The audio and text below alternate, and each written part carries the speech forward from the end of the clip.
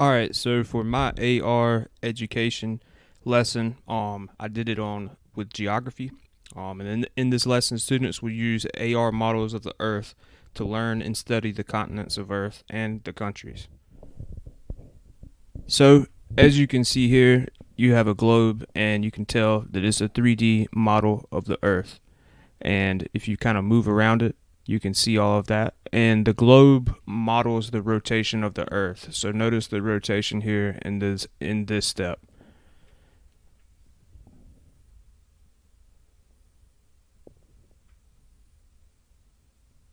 And it would change depending on what side you were standing on as well, what you would see at what time.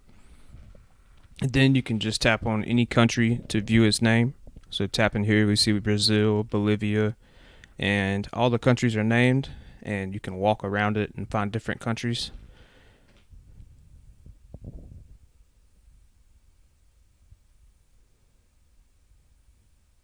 Depending on where your perspective depends on what countries you can see.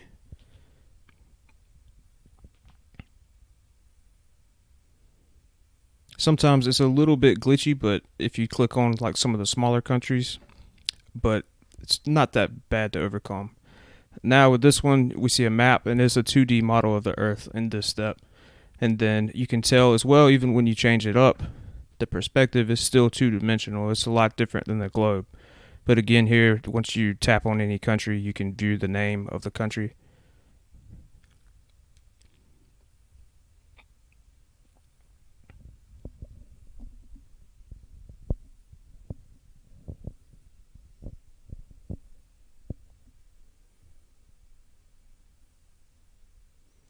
And then this globe right here in this step is only showing us the continents. And then this map here only shows us the continents as well.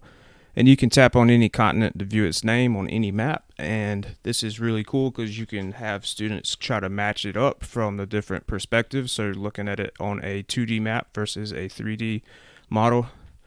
So you can kind of play like a matching game, and you can draw the connections and create those mental models of what it looks like in different formats.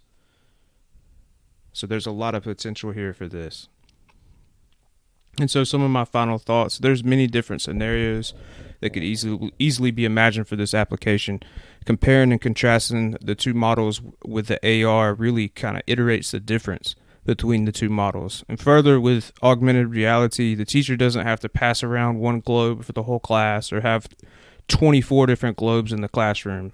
That takes up a lot of space, and plus, if you teach middle school like me, the kids, they're going to easily discover that a globe is a sphere just like a ball, and you could be setting yourself up for failure.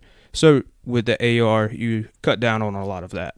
And with a little bit more time, I could have found JigSpace to be very, very immersive insofar as what you can do with it. I found myself getting kind of bogged down with the angles and different views and things like that.